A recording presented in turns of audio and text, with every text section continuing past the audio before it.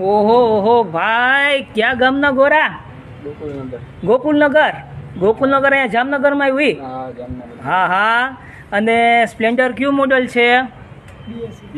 BS6. Silencer આપણે કેટલા રૂપિયા વાળું નાખ્યું?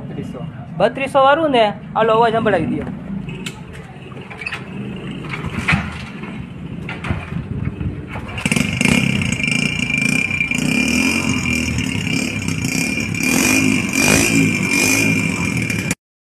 ચાવી તો ચાલુ કર.